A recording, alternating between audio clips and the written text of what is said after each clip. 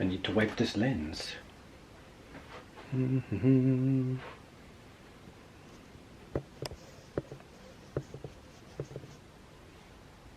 Good. Good.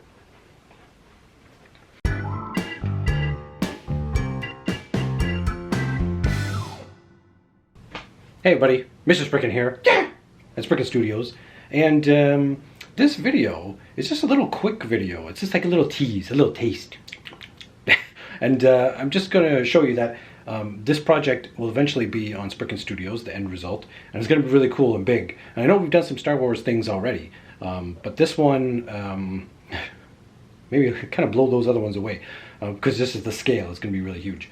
Yeah, this will be put on the YouTube channel when it's finished. But I'm actually taking video of step-by-step the whole construction and paint up and accessories and stuff of this diorama on my Patreon page. So if you want to check all those out, those behind-the-scene things and how-to or whatever, for just $3 a month, it can all be yours. Yes, among other things. Okay, so check it out. I'm in the midst of another big diorama here. Probably the biggest one I've ever made. For someone who's bought the previous biggest diorama I've ever made. And it's going to be a Star Wars type diorama that's modular. And look what we got so far. Bum, bum, bum. This thing is humongous. It's like 2 feet by 2 feet. And I don't know, maybe 16 inches tall. Yeah, this is the first setup we got. We have a big door frame here, and we have a littler door frame on the other side, and inside is going to be like kind of like a merchant place for selling of goods, random goods.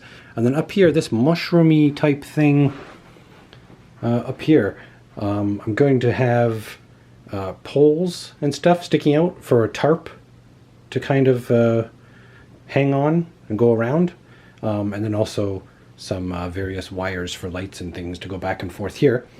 And yeah, so we have a door here for some picture taken to peek through here, and then also this one, and then an open top kind of for pictures, or you can just remove one of the walls here on either side.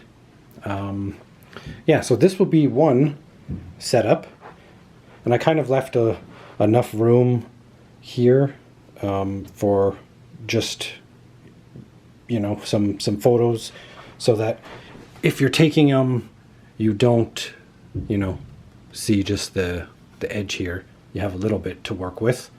I learned that from making previous dioramas, that's kind of important. So yeah, we have this view, and I will show you the other setup we can do with this in a minute.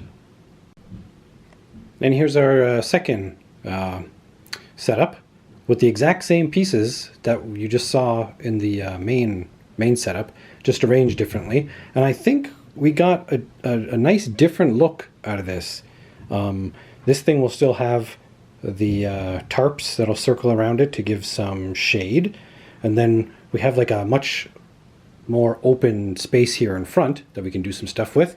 We have a door frame right there, so we can do some you know, sneaky shots through here or whatever. And then back in here we have a long kind of corridor with a little bit of a skylight happening there, where we can take some pictures. Maybe we can hang some cloth or something on the other side to kind of, you know, so we don't see all the way through to nothing. But I'm not sure about that. Or maybe we can just add an extra piece of foam with a door or something to break that up. But yeah, this kind of looks like it's like a, I don't know, a base or something, potentially. But yeah, this is the second look. This is all, they're both all very basic, just like the basic structure is laid out, but I got to do some more details for sure. I'm going to be adding a lot of things, some stuff like jutting off of the walls to break up the flatness of everything. We're going to be doing that.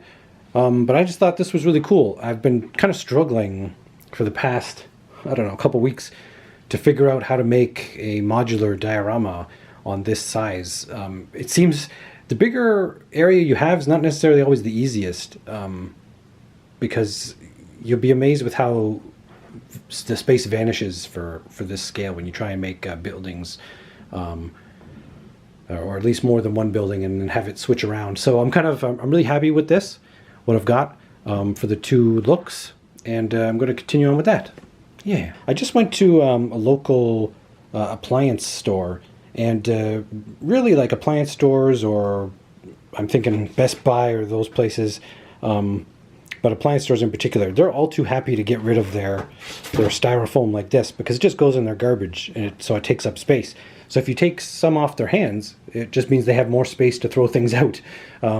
So yeah, I was able to take everything from them. They just wanted me to take absolutely all of it, and that's where I got these interesting pieces for the ceiling floor, and they just, I don't know, it just worked perfectly for what I was thinking for some of the shapes I wanted. And it means I don't have to you know, mold anything or cut anything up myself.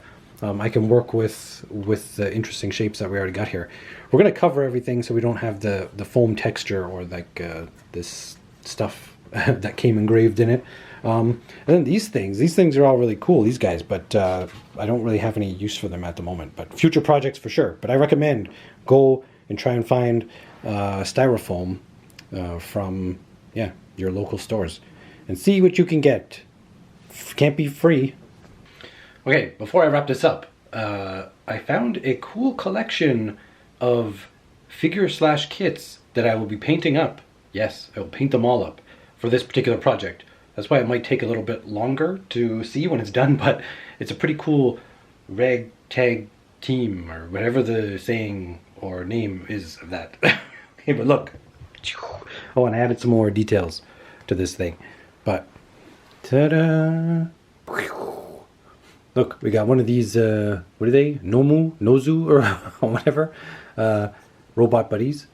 And we got another merchant thing, or related to the merchant up there. I don't know if you can see her in our last video. Yeah, this will be her like sister or something, and she'll be part of this crew. Then we got this guy in the back. Who is he? I don't know. He's from a game of some kind, maybe Apex Legends or something, I think. I don't know what that is, but I'm going to repaint it and repurpose it as a Star Wars droid of some kind. And whoa, what the heck is going on with this focus? Can we focus, please? Okay, there we go. And then we have our Megami device, space girl thingy here. So this is going to be this kind of team. And they're just going to be in this Star Wars setup with our Stormtrooper and maybe Boba Fett or something. Yeah. So that is it, folks. Here's me at Spriken Studios. Who am I? Mr.Spriken? Yeah. Saying stay tuned for some cool videos like this one, cool projects. But before this one's out, I think maybe there'll be another smaller type Musume and Diorama project. Maybe a medieval, rocky, stony thingy. I know I was going to do a Xena type Musume, but instead I think it's going to be more like a Witcher medieval thing. I think that would be nice. And then, who knows, there's going to be like a mini pudding Musume diorama thing. It's all going to be great. So I'm just saying, good things are coming. And like I said before, if you want to see the making of this thing step by step, there's special Patreon-only videos at Patreon for just $3 a month. Yes. Okay. Thank you. Shh. I won't say it again. Okay. Stay creative and cozy. Bye-bye.